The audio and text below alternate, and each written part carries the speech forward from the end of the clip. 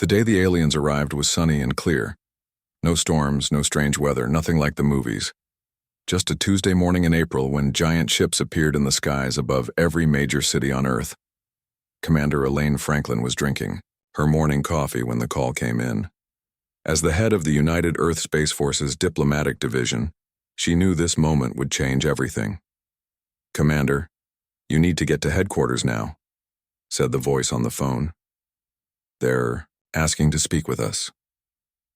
Within an hour, Elaine sat in the war room with world leaders appearing on screens around her.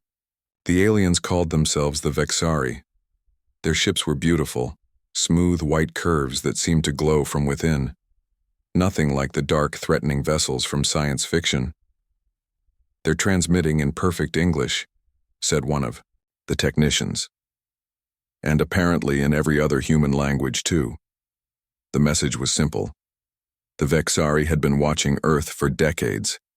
They were part of something called the Galactic Confederacy, a group of peaceful alien civilizations. They thought humans were ready to join them. "We should be careful," said Nathan Wolf, Elaine's head of security. He stood behind her chair, arms crossed. "This seems too good to be true." Nathan was a former Marine with scars both visible and hidden. He trusted his gut, and right now his gut said something was off. "We need to be diplomatic," Elaine said. "This could be the greatest moment in human history." 3 days later, the first Vexari stepped onto Earth soil. They were tall, nearly 7 feet, with skin that looked like polished marble with veins of gold running through it. Their eyes were large and completely black, and they moved with a grace that made them seem almost like they were floating. The Vexari ambassador was named Zilax. When he shook Elaine's hand, his skin felt cool and smooth, like touching a statue. "We are honored to welcome humanity to the greater community of worlds," Zilax said. His voice was musical, almost hypnotic. "We have so much to share with you." In the weeks that followed, the Vexari proved generous. They offered medical technology that could cure diseases humans had fought for centuries. They showed designs for engines that could take ships to distant stars. They spoke of planets full of resources that humans could help develop. The world's leaders quickly agreed to formal diplomatic relations. Elaine was named Earth's official representative to the Vexari. Nathan came with her as head of her security team, though he made his concerns clear. "Don't you think they're being too nice?" he asked as they prepared for another meeting. "Nobody gives away this much without wanting something in return. Maybe advanced civilizations outgrow our suspicion and greed," Elaine suggested, though she had started to notice small things that didn't add up. The Vexari never ate in front of humans. They asked endless questions about Earth foods and drinks, but always politely declined to try them. They seemed especially interested in alcohol. "Tell me again about this wine that humans value so much," Zilax asked Elaine during one of their walks through the diplomatic compound. "It contains ethanol, correct? And humans drink this for pleasure?" "It's part of our culture going back thousands of years," Elaine explained. "Many of our most important celebrations involve sharing drinks together." Zilax's expression changed slightly. "Fascinating. On many worlds, such traditions exist. The sharing of beverages is a universal sign of trust." A month after first contact, Zilax announced that the Vexari mothership would host a special ceremony. "The communion of liquids is a sacred tradition among Confederacy members," he explained. "We share our sacred nectar, and you share your most valued beverages. It symbolizes the mixing of our cultures." The event would be broadcast worldwide. Leaders from every nation would attend, along with scientists, artists, and other important humans. "We should test whatever they want us to drink," Nathan said when they returned to Elaine's office. "That would be an insult," Elaine argued. "We can't show such obvious distrust." "Something isn't right," Nathan insisted. "I've been watching them. They study us like we're lab animals. Yesterday I caught 2 of them collecting discarded coffee cups from the trash. Maybe they're just curious about us," Elaine said, but doubt had begun to grow in her mind too. That night Nathan couldn't sleep. He got up and decided to check the Vexari compound. Using his security clearance, he entered the building where the aliens had set up their temporary quarters. The halls were empty and silent. Most of the Vexari seemed to need little sleep. Nathan moved carefully, staying out of sight of the few aliens on duty. When he reached the section they had converted to laboratories, he heard voices behind a door left slightly open. The humans' resistance to toxic compounds is remarkable, a Vexari scientist was saying. Their regular consumption of ethanol, caffeine, and other substances would kill most species in the Confederacy. It makes them unpredictable, another voice responded. The Dominion is concerned. If humans cannot be properly controlled, they could destabilize everything. The modified nectar should overcome their natural resistances. The nanobots are designed specifically for human biology. And the testing? Complete. When consumed, the nanobots will bond with their neural pathways. They will not resist Dominion control after that. Nathan backed away slowly. He needed to tell Elaine, but he also needed proof. No one would believe the Vexari were planning something without evidence. The next morning he met Elaine for breakfast. "We need to talk," he said quietly. "Something's wrong with the Vexari. This ceremony they're planning, I think it's a trap." Elaine looked around at the busy cafeteria. "Not here," she whispered. "Meet me in my office in an hour." But before they could meet, Xilax requested Elaine's presence immediately. The ceremony preparations needed her input. "We wish to respect human customs," Xilax told her. "At the ceremony, we will provide our sacred nectar, and humans will share their wines and other beverages. All will drink together as a symbol of our new bond." Elaine smiled, but her mind was racing. "That sounds wonderful. I'm curious, though. I've noticed your people never consume our foods or drinks. Is there a reason?" Xilax's expression didn't change, but Elaine sensed a new tension. "Our biologies are different. Some human substances could be challenging for us, but the nectar we will share has been made safe for human consumption." "I look forward to trying it," Elaine said. "Will you be drinking our wine as well?" "A symbolic sip only," Xilax said. "Now, shall we discuss the seating arrangements?" Later, when Elaine finally met with Nathan and heard what he'd overheard, a chill ran through her. "We need to know what's in that nectar they plan to serve," she said. "And we need to figure out why they're so interested in our drinks," Nathan added. "I think we need help, someone who understands alien biology." Elaine nodded. "I know just the person, Dr. Olivia Reeves. She's been working in the Joint Research Facility." As they left to find Olivia, neither of them noticed the small drone following them, transmitting everything back to the Vexari mothership orbiting silently above the Earth. Olivia Reeves wiped sweat from her forehead as she looked into the microscope. The Joint Human Vexari Research Lab was always too warm for her liking. 3 months had passed since the aliens arrived, and Olivia had been working with their medical technology from the start. "Interesting," she muttered, adjusting the focus. She was examining a sample of Vexari tissue, something few humans had been allowed to do. The door opened, and she quickly switched to a different slide. A tall Vexari scientist named Nelox entered the room. "Working late again, Dr. Reeves?" Nelox asked. His voice was smooth like all Vexari, but Olivia had learned to detect the small changes in tone that revealed their emotions. "Just finishing up," she said with a smile. "Your cellular structure is fascinating." "As is yours," Nelox replied. "Humans are remarkably resilient." After Nelox left, Olivia returned to her real work. She had noticed something strange about Vexari biology. Their cells reacted violently to certain compounds common in human food and drink. Caffeine, alcohol, even some spices seemed toxic to them. Her computer beeped. A message from Commander Franklin requesting a meeting tomorrow. Olivia wasn't surprised. Her friend Beth worked in security and had mentioned Elaine was starting to ask questions about the Vexari. As Olivia packed up her things, she decided to run one more test. She took a drop of Vexari cellular fluid and added a tiny amount of ethanol, the main component in alcoholic drinks. Under the microscope, the reaction was immediate and violent. The cells broke down completely. "No wonder they won't drink with us," she whispered. The next morning, Elaine and Nathan met Olivia at a small coffee shop far from the government buildings and Vexari compounds. "Thank you for meeting us, Dr. Reeves," Elaine said. "Call me Olivia. And I think I know why you wanted to talk." She glanced around before continuing. "The Vexari aren't what they seem." Nathan leaned forward. "What have you found?" "They're extremely sensitive to many substances humans consume daily. Alcohol is basically poison to them, so is caffeine." She pointed to their coffee cups. "That stuff would kill a Vexari in minutes." "That explains why they're so interested in our drinks," Elaine said. "There's more," Olivia continued. "They've been collecting huge amounts of data on human metabolism, how we process toxins, how we build tolerances to substances. I wasn't supposed to see those files, but I've gotten good at accessing their systems.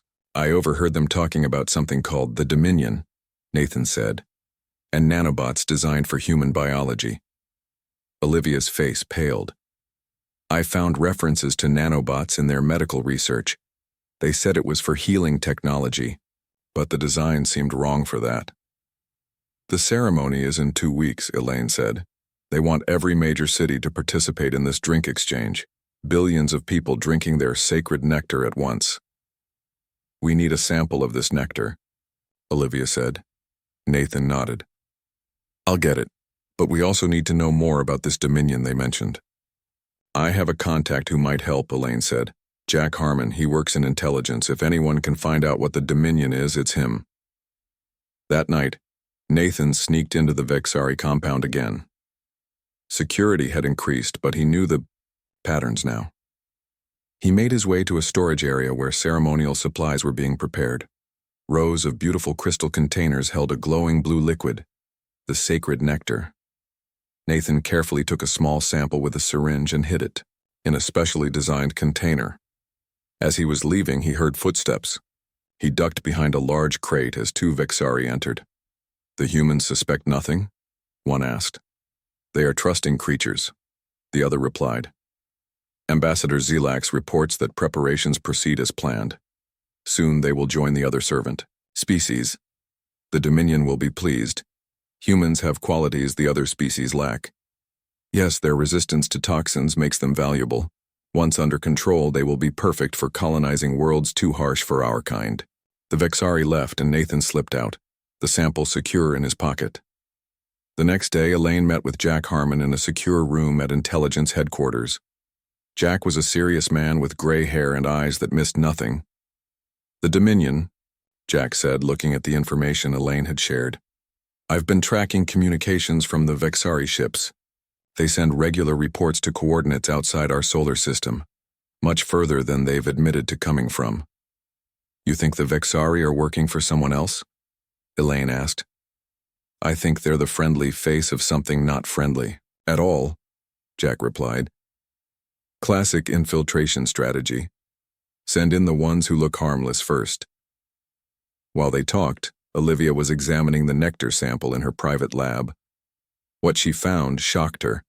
The blue liquid contained billions of microscopic machines, nanobots. When she added them to a sample of human blood, they attached to the cells.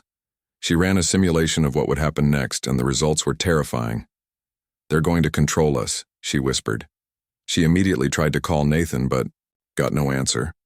Instead, she recorded her findings and encrypted them, sending copies to Elaine, Nathan, and Jack. As she was leaving the lab, 2 Vexari security officers approached her. "Dr. Reeves, Ambassador Zelax requests your presence," one said. "Of course," she replied, trying to stay calm. "Let me get my things." "That won't be necessary," the Vexari said, moving closer. Olivia knew she was in trouble. She pressed a button on her phone, an emergency signal to Nathan, and then smiled at the aliens. "Actually, I'm not feeling well. Maybe tomorrow would be better." "I insist," the Vexari said, reaching for her arm. Olivia ran. The Vexari were fast but not prepared for her to fight back. She made it to the stairwell and down several floors before more Vexari appeared ahead of her. Trapped, she did the only thing she could think of. She pulled the fire alarm. As water sprayed from the ceiling and alarms blared, Olivia slipped past the confused aliens. She made it outside just as Nathan arrived, having received her signal. "They know," she gasped as she jumped into his car. "They know we know." Across the city, Elaine was reading Olivia's findings when her secure phone rang. It was Jack. "We have a problem," he said. "The Vexari have just announced they're moving the ceremony up. It's happening in 3 days, not 2 weeks. "They know we're onto them," Elaine said. "Worse," Jack replied. "I've detected energy signatures from the outer solar system. More ships are coming. Big ones." Elaine looked out her window at the Vexari, mothership hovering in the distance. "Get to the safe house," she said. "We need a plan, fast." Rain poured down as Elaine, Nathan, Olivia, and Jack gathered at the safe house. It was an old cabin outside the city that intelligence services used when they needed to disappear. 3 days, Elaine said, looking at the others. "We have 3 days before they try to control everyone." Jack spread a map on the table. "The Vexari have distributed their blue nectar to every major city. The ceremony will be broadcast worldwide. People are excited to be part of this historic moment, and no one suspects anything," Nathan added. "Why would they? The Vexari have only helped us so far." Olivia connected her laptop to a small projector. Images of the nanobots from the nectar sample appeared on the wall. "These are unlike anything I've ever seen," she explained. "When consumed, they attach to the brain's neural pathways. They can control thoughts, emotions, even physical movements." "How do we stop this?" Elaine asked. "We can't just tell people the aliens are evil. No one would believe us without proof. And the Vexari control all access to their ships and technology. We might not need to stop the ceremony," Olivia said slowly. "We just need to change what happens during it." The others looked at her with confusion. "The nanobots have one weakness," she continued. "They break down when exposed to ethanol and certain other compounds found in alcoholic drinks. That's why the Vexari are so interested in our wines and spirits. They're trying to design nanobots that can survive exposure to these substances." "So, alcohol destroys their mind-control technology?" Nathan asked. "Exactly. And not just that. Remember how their cells reacted to alcohol? It's like acid to them. They physically can't drink it." Jack leaned forward. "Are you suggesting what I think you are?" Olivia nodded. "We switch the drinks. We make sure humans drink alcohol during the ceremony instead of the Vexari nectar." "And what about the Vexari who participate? Won't they notice they're drinking our wine instead of their nectar?" Elaine asked. "They'll notice," Olivia said, "but by then it will be too late. The evidence will be clear for everyone to see." "This is risky," Nathan warned. "If we're caught tampering with the ceremony, we'll be labeled as terrorists." "If we do nothing, humanity becomes slaves," Jack said. "I'll take that risk." They worked through the night developing their plan. Jack used his intelligence contacts to identify the distribution centers where the Vexari nectar was stored. Nathan created a small team of trusted former military personnel to help with the switch. Olivia worked on a formula that looked and smelled like the nectar but was actually a diluted alcohol solution. Elaine had the hardest job. She needed to continue acting normally around the Vexari while secretly warning key world leaders about the plot. She created a simple code that could be sent through official channels without raising suspicion. "The wine selection for the ceremony has been finalized. Please prepare to appreciate robust flavors." This message, sent to trusted officials, meant, "Be ready, the Vexari plan to control us, but we have a countermeasure." The next day, Elaine met with Ambassador Zelax as scheduled. The Vexari seemed unusually tense. "We are pleased you agreed to move the ceremony forward," Zelax said. "The alignment of our homeworld with Earth creates a special energy for the communion." "Of course," Elaine replied with a practiced smile. "Everyone is excited. I must ask," Zelax said, studying her face. "Have you noticed anything unusual among your staff recently? Dr. Reeves has missed her shifts at the research facility." Olivia mentioned feeling unwell, Elaine said casually. "I believe she's taking a few days off." Zelax's black eyes revealed nothing. "Please inform me when she returns. Her work is valuable to us." That night, Nathan's team moved into action. Using security codes provided by Jack, they accessed the storage facilities where the nectar was kept. The blue liquid was stored in thousands of crystal containers, ready for distribution to ceremony locations worldwide. Carefully, they replaced the contents with Olivia's formula. It looked identical to the original nectar but contained a mild alcohol solution instead of nanobots. At the same time, Olivia was working to decrypt more Vexari files she had secretly copied before fleeing the lab. What she found confirmed their worst fears. The Vexari aren't the real threat, she told the others when they regrouped. They're servants themselves to something called the Dominion.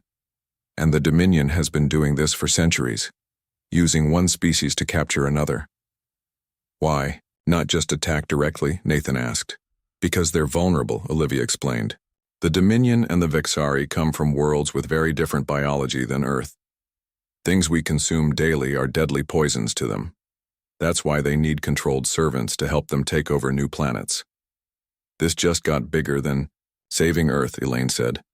We might be able to free other worlds too. The day before the ceremony, their plan hit a problem. Jack received word that Vexari security forces were conducting surprise inspections of the nectar containers. They suspect something, he said. We need a distraction. Elaine made a decision. I'll give them one. I'll confront Zilax directly. Despite protests from the others, Elaine arranged an urgent meeting with the Vexari ambassador. She was escorted to his private chambers in the mothership. Ambassador, she said when they were alone, I'd like to discuss some concerns about tomorrow's ceremony. What concerns? Zilax asked. I've noticed your people never consume our beverages. I wonder why that is, especially when tomorrow's ceremony is all about sharing drinks. Zilax was silent for a moment. Then, to Elaine's surprise, he sighed. Very human gesture. You've discovered our secret, he said quietly. I wondered if you might. You're planning to control us, Elaine said. Why? Zilax moved to a window overlooking the city. It is not my choice. The Dominion leaves no room for choice. They found my world centuries ago. We serve or we die. So you make others serve too? The Dominion requires it. Each new world must bring in others. He turned to face her. I hoped humans would be different. Your ability to consume substances toxic to us is remarkable. The Dominion fears it. Then help us, Elaine said. Together we could. Zilax cut her off. It's too late. The Dominion ships will arrive tomorrow after the ceremony. Once humans are under control, they will land. What if the ceremony doesn't go as planned? Elaine asked. Zilax studied her face. You've done something. It wasn't a question. It doesn't matter. The nectar containers are being checked. Any tampering will be discovered. As Elaine left the mothership, she sent an urgent message to the others. Their plan was in danger. The Vexari were checking the containers, and worse, Dominion ships would arrive tomorrow. They needed a new strategy, and they needed it now. Dawn broke on the day of the ceremony. Elaine paced in the safe house, the others watching her with worried faces.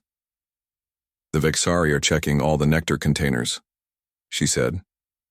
And Dominion ships will arrive right after the ceremony. We need a new plan. What if we don't try to stop the ceremony? Olivia suggested. Everyone stared at her. Hear me out, she continued.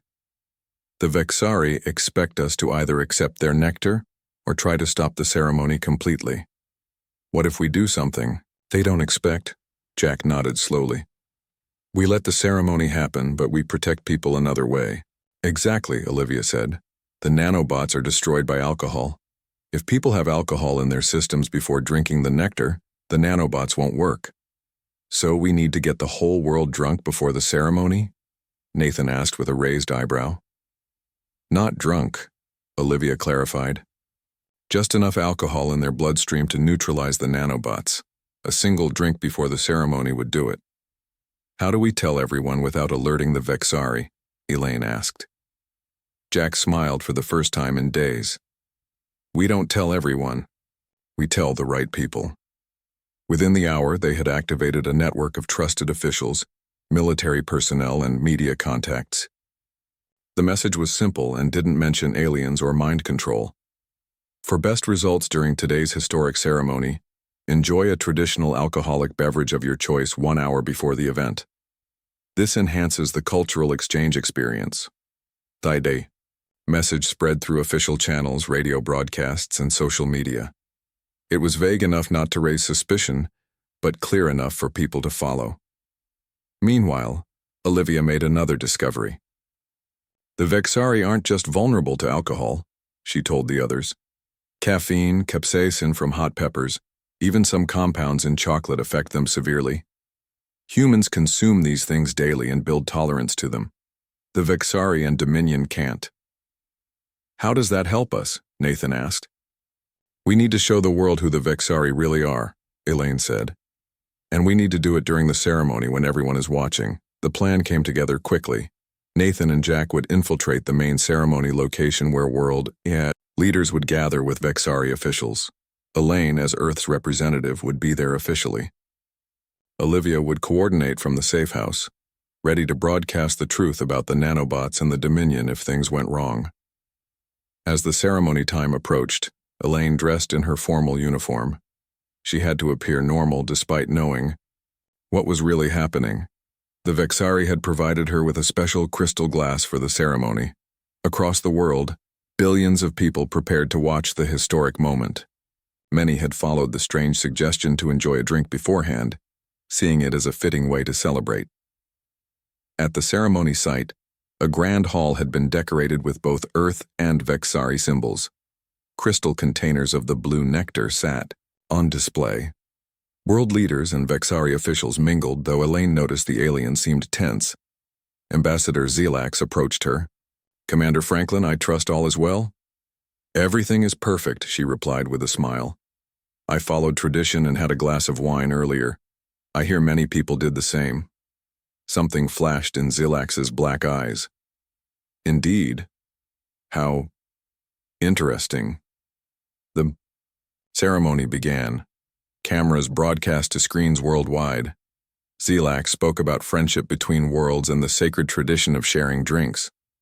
When he finished, Vexari attendants began filling crystal glasses with the blue nectar. Elaine watched. Carefully, Nathan and Jack were positioned around the room disguised as security personnel. They had their own plan ready. Now, Zelax announced, we shall share in the communion of liquids. Vexari will taste the wines of Earth, and humans will taste our sacred nectar. Elaine took her glass, as did the other human leaders. The Vexari representatives each took small glasses of Earth wines. To new friendships, Zelax said, raising his glass. Everyone drank. Elaine took a small sip of the nectar, knowing her earlier. Glass of wine would protect her from the nanobots. Then she watched Zelax. The Vexari ambassador raised his wine glass to his lips, but didn't actually drink. She had expected this. Is something wrong, Ambassador? She asked loudly. You didn't drink. The room went quiet. Cameras focused on them. A symbolic gesture only, Zelax said smoothly. Our biology... Try it, Elaine insisted. Just a small sip. We've all tried your nectar. Murmurs spread through the crowd. Other human leaders began to notice that none of the Vexari had actually consumed the Earth drinks. Zelax looked trapped. Slowly, reluctantly, he took the smallest possible sip of wine. The effect was immediate and dramatic. His marble-like skin turned gray. He gasped and dropped the glass, which shattered on the floor. Other Vexari who had been forced to drink showed similar reactions. Some fell to their knees. Their perfect composure was gone. What's happening? Demanded the President of the United States. The truth, Elaine announced, loud enough for the cameras to hear. The Vexari cannot consume what humans drink every day. Alcohol is poison to them. On cue, Nathan and Jack moved to a nectar container. Nathan drank directly from it, then smiled at the cameras. Nothing happens to us when we drink their nectar. But watch what happens when they drink our wine. Confusion filled the room. Zelax struggled to stand, his appearance now sickly. Elaine stepped forward. The nectar contains nanobots designed to control human minds, but many humans drank alcohol before the ceremony, which destroys these nanobots. The Vexari planned to enslave humanity today. Chaos erupted. Security forces moved to surround the Vexari officials. The broadcast continued, showing the world what was happening. "There's more," Elaine continued. "The Vexari serve masters called the Dominion, who have enslaved many worlds. Their ships will arrive soon." As if on cue, Jack's phone beeped with an alert. "Space sensors detect multiple objects entering the solar system," he announced. "Large ships approaching fast." Xylax, still weak from the wine, looked at Elaine. "You've doomed your world," he gasped. "The Dominion will not be gentle now." "Maybe," Elaine replied. "But humanity won't be controlled. We'll fight." Across the world, people watched the broadcast in shock. The truth about the Vexari was exposed. But now a bigger threat was coming. Olivia's voice came through Elaine's earpiece from the safe house. "The Dominion ships will reach Earth orbit in 3 hours. We need to prepare." Elaine looked at the fallen Vexari, then at the human leaders, watching her for guidance. "We know their weakness now," she said. "And humans have been drinking stronger stuff than they can handle for thousands of years." The world changed in just 3 hours. Military forces mobilized. Scientists worked frantically.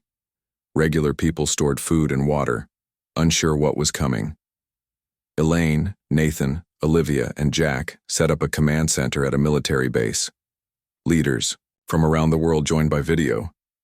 The Vexari who hadn't been arrested were held in secure rooms, including Ambassador Xylax. "The Dominion ships will reach Earth orbit soon," Jack said, pointing to radar images. 5 large vessels, much bigger than the Vexari ships. "What are our options?" asked the U.S. President. "Military response is ready," said a general. "But if their technology is as advanced as the Vexari's, our weapons may not do much. We need to use what we know about their weaknesses," Elaine said. "Olivia, what have you learned?" Olivia displayed her research on large screens. "The Vexari and Dominion come from worlds with very different biology than Earth. Compounds we consume daily are deadly to them. Alcohol, caffeine, capsaicin from hot peppers, even chocolate. So we fight aliens with booze and coffee?" someone asked. "Exactly," Olivia replied seriously. "We can create aerosol weapons using these compounds. They won't kill the Dominion, but they will incapacitate them, and we can protect ourselves with gas masks." "There's something else," Nathan added. "I've been questioning the Vexari. They're terrified of the Dominion, but they also revealed something important. The Dominion never do their own fighting. They always use controlled species as soldiers. So, the ships approaching us," Elaine began, "will be filled mostly with enslaved species from other worlds," Nathan finished. "Beings who might help us if they could break free of control." A plan formed quickly. Earth's militaries would prepare conventional defenses as a backup. Meanwhile, scientists would create aerosol weapons using the compounds toxic to the Vexari and Dominion. But they needed more information about the Dominion themselves. Elaine went to speak with Xylax. The Vexari ambassador looked pale and weak, still recovering from his exposure to wine. "The Dominion will destroy your world," he said when she entered. "Maybe," Elaine replied. "Or maybe they'll find we're not as easy to control as other species." "You don't understand their power? Then help me understand. You've been their servant for centuries. Tell me about them." Xylax was silent for a moment. "They are ancient. They see themselves as gardeners of the galaxy, cultivating species useful to them and removing those that aren't. And they use the Vexari as their public face. Yes, we look approachable. They do not." Xylax shuddered. "They control through fear in their technology. The nanobots were designed by them, not us. How many species have they enslaved? 12 that I know of. Each new world is forced to help capture the next." Elaine leaned forward. "What if you could be free? What if all the enslaved worlds could be free?" Something flickered in Xylax's black eyes. "Impossible. Is it? You've seen what happens when the Dominion's servants are exposed to our food and drinks. Their control isn't absolute." When Elaine returned to the command center, she had new information and a surprising ally. Xylax had agreed to help. if only to save his own people from further Dominion control. "The Dominion ships have entered orbit," Jack announced. "They're sending a message." On screens around the world, a new face appeared. Unlike the marble-skinned Vexari, the Dominion had dark, rough skin with deep grooves. Their eyes were small and red, set in large wedge-shaped heads. "Humans," the creature spoke in a harsh voice. "Your resistance is noted. It changes nothing. Prepare for our arrival." "Where will they land?" Elaine asked Zilax, who now stood with them. "Their main ship will descend near your capital. The others will position themselves over major cities. They expect us to surrender once they demonstrate their power," Nathan said. "Then let's surprise them," Elaine replied. "The plan was risky. Earth forces would not attack the Dominion ships directly. Instead, they would allow the main ship to land as expected. A delegation would meet them, led by Elaine. They would appear to negotiate surrender. Meanwhile, Olivia's aerosol weapons would be prepared. Jack would coordinate a special forces team to infiltrate the ship. Their goal, to reach the ship's communication system and broadcast a message to all the enslaved species. 3 hours later, the massive Dominion ship descended over Washington, D.C. It was like a floating mountain, casting shadows over the city. Smaller craft emerged from it, landing in the National Mall. Elaine stood ready. With a small delegation, each human wore a small device that looked like a pin, Olivia's aerosol weapon disguised as jewelry. The Dominion leader emerged from the craft. It was taller than a Vexari, nearly 8 feet high, with 4 arms and that same wedge-shaped head. Behind it came soldiers of various species, including many Vexari. "You will submit," the Dominion leader stated without greeting. "We wish to discuss terms," Elaine replied calmly. "There are no terms. You drink our nectar, you serve, or you die." "Perhaps we could share a drink first," Elaine suggested. "To show our peaceful intentions, an Earth custom." The Dominion leader made a sound like grinding stones, a laugh. "Your customs mean nothing. But yes, bring your drink, show your submission." Elaine nodded to an aide who brought forward a tray with glasses of amber liquid. "Whiskey, our finest spirit," Elaine said, taking a glass herself. "Aged 15 years. Shitiu." Drank hers. The Dominion leader didn't take a glass but ordered a Vexari soldier to taste it first. The Vexari hesitated, clearly knowing what would happen. "Drink," the Dominion commanded. The Vexari had no choice. He sipped the whiskey and immediately collapsed. Skin turning gray, the Dominion leader stepped back in alarm. "Poison!" "Not to us," Elaine said. "We drink this for pleasure, every day, all over our world." She pressed her pin. So did everyone in the human delegation. Fine mist sprayed into the air around them. The effect on the Dominion leader was instant. It roared in pain, its red eyes bulging. The other alien soldiers began to react, too, some falling to their knees. "Now!" Elaine shouted into her communicator. Around the world, similar scenes played out as humans deployed Olivia's aerosol weapons against the Dominion forces. At the same time, Jack's team infiltrated the main ship, fighting their way through confused alien defenders. They reached the communication center and activated Xilax's message, a broadcast to all Dominion ships in their own languages. The Dominion can be defeated. Their control can be broken. Humanity has shown us how. Join us and be free. The Dominion leader, still struggling against the effects of the aerosol, glared at Elaine. "You think this is victory? We have conquered worlds for thousands of years." "Maybe," Elaine replied. "But you never tried to conquer Earth before. You never met humans. We've been drinking stronger stuff than you can handle for our entire history." Across the world, rebellion broke out on the Dominion ships. Enslaved species, seeing their masters vulnerable for the first time, rose up against them. 6 months later, Elaine stood in a new chamber built especially for the occasion. Representatives from 14 species, 12 formerly enslaved by the Dominion, plus Vexari and humans, gathered to sign a new treaty. "The Free Worlds Alliance is now official," she announced. Zilax, now representing a free Vexari government, approached her. Humanity has done what we thought impossible. You ended a tyranny that lasted millennia. We just shared our stronger stuff, Elaine said with a smile. That's what makes humans different, Zelax replied. You've faced hardship and challenge since your beginning. You built tolerance to things that would kill other species. You learned to survive by adapting rather than controlling. And now we all move forward together. As the ceremony concluded, drinks were served, different for each species, carefully selected to be enjoyable rather than harmful. Elaine raised her glass of wine in a toast. To freedom, she said, and to finding strength in our differences. Across the stars, word spread of the small blue world where a young species had done the impossible, where they had turned their unusual biology and habits into a weapon of liberation rather than control, where they had transformed the galaxy by sharing their stronger stuff.